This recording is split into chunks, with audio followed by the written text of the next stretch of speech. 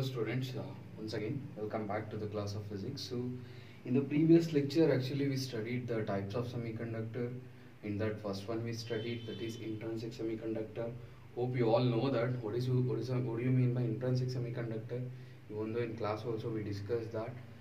So next one is, as I told you, intrinsic semiconductor is the purest form of semiconductor.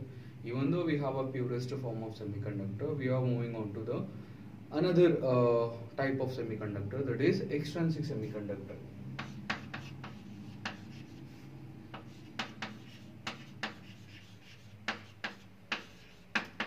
Extrinsic semiconductor.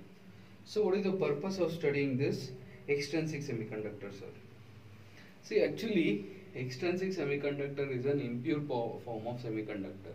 As I told you, impure form means nothing but what? We are adding something or impurity to the purest form of semiconductor, then definitely what we are going to get, that is nothing but extrinsic semiconductor, that is another impure form of semiconductor. Sir, what are the impurities, sir, that we are adding here in this case? See, this extrinsic semiconductor is of two types. First one is N-type semiconductor and another one is P-type semiconductor. So what do you mean by N-type semiconductor and what do you mean by P-type semiconductor? So we are adding different impurities here for N-type and P-type.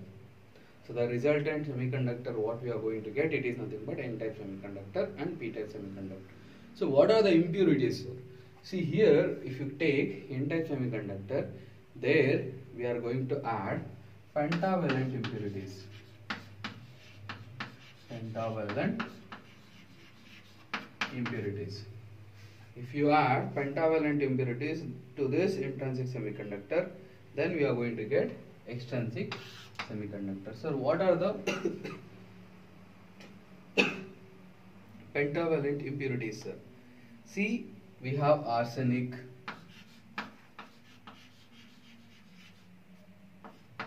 bismuth,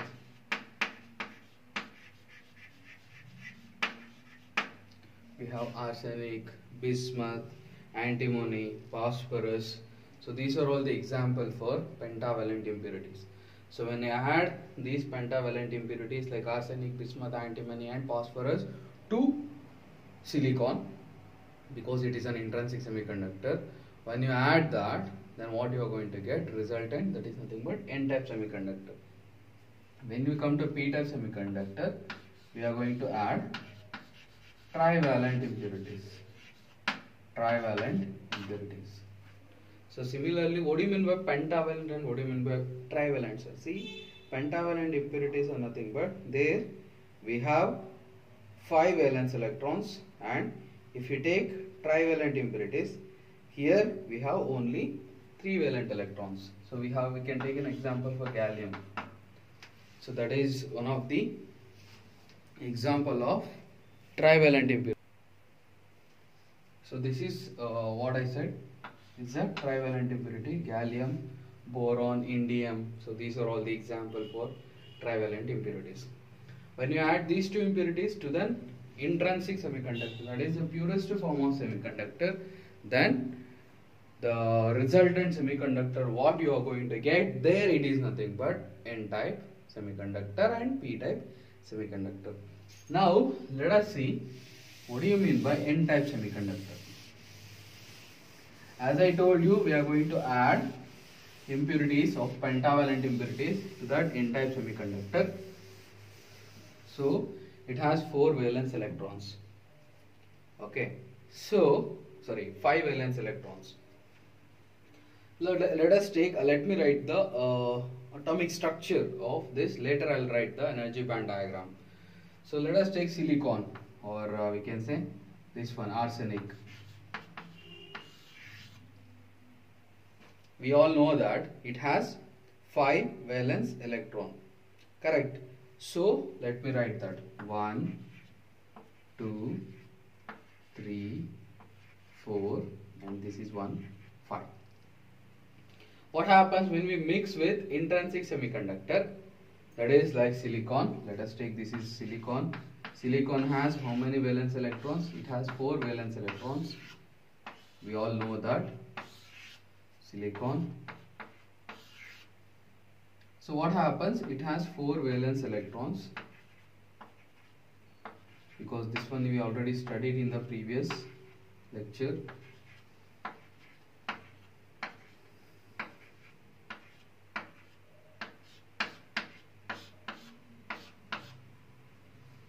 So like this. Because why you are writing like this, sir? Because we are adding pentavalent impurity to the intrinsic form of semiconductor, or intrinsic semiconductor of what? Silicon. We are adding arsenic to the silicon. We know that here we have 5 valence electrons and we have 4 valence electrons here. So what happens? The 4 valence electrons of this arsenic are combined with silicon and it will make one covalent bond. See, we have initially 5 valence electrons in the arsenic atom. So then what happens? That is combined with 4 valence electrons of silicon and it will make a covalent bond. See, here we have an excess electron. So we have additional electron here. See, in intrinsic semiconductor what happened? There we have taken there the number of electrons is equals to number of holes. But here it is not the case. Here what happens? See, we have number of electrons are more here. Number of electrons is greater than number of holes. So how can you say this? Why? What happens if we have number of electrons or more? Then what is the advantage, sir? See, we have one free electron. I think I can write this as a 5th electron, free electron, excess electron, anything is fine. In one book, there are one word they have used. So this is what I think, free electron. Free electron means what? It is not involved in any of the bonding. Yaudru joteganu involve agilla. Okay, so it is free to go out. It is ready for the conduction process. It is ready to leave the arsenic atom. Okay, so then what happens? Let me take an energy level diagram. So this is what? So this is a valence band and this is a conduction band. We know that these are the valence electrons.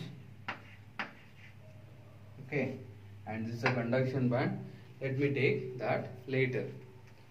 So what happens? Now we have,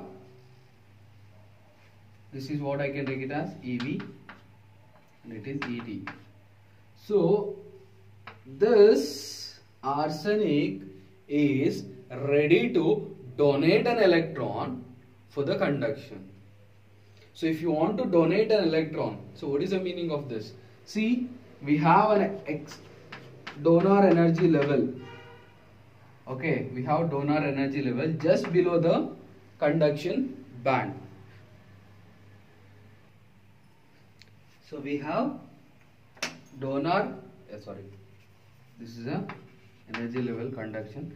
So this I can take it as donor energy level. So donor energy level means what? So the electron which are present in the arsenic atom is not involved in any formation of covalent bond. That means what? It is free from all. So then if you want to send this electron, so it will be here. It is ready to donate. So what happens? This electron which are present in the donor energy level, it can easily move to the conduction band. So let us take an electron 1 to 8 we have here. 2, 3, 4, 5, 6, 7, 8, another 1, 9. Because in the conduction band actually it is creating one hole. Okay, so in the conduction band what happens? So the 5th electron what we have taken here, it is ready to move to the conduction band and it will undergo the process of conduction. Okay, so that means what? If you want to send electron from here to here, it is difficult. We need to provide excess amount of energy.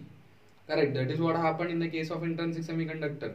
But if you take an electron which is already there here, so to send this electron from here to here, we need a small amount of energy.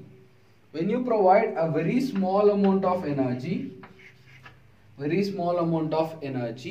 the electrons which are present here, the fifth electron, it can readily move to the conduction band and it will undergo conduction. Okay, so this is what N-type semiconductor.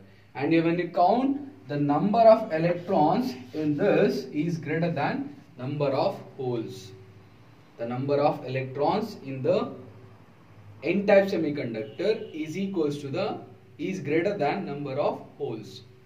Okay, so that is the reason why here in this case we can take electrons or the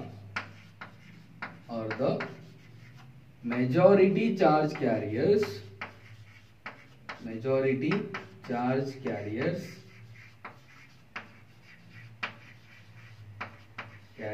and holes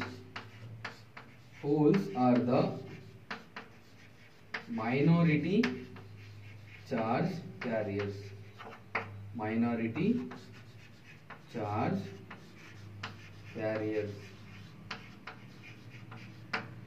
Here the electrons are the majority charge carriers in the case of N-type semiconductor. So what do you mean by N? N represent here negative.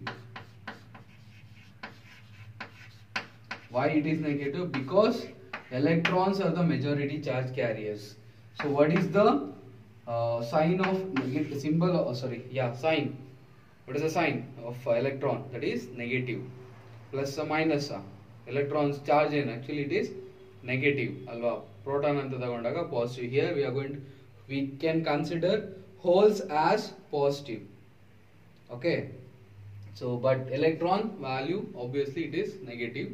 So that's the reason why we have taken N-type semiconductor, because electrons are the majority charge carriers. That means what? Number of electrons are more than that of the number of holes. Compared to number of electrons, the number of holes are more. So that is the reason why they are going to take here it as N-type semiconductor. So this is all about N-type semiconductor. And one more thing, what happens if in case of room temperature?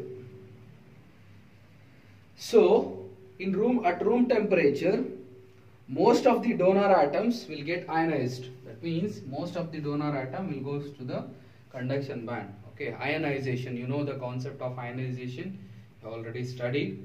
So here at room temperature I am telling, so most of the donor atoms will get ionized, and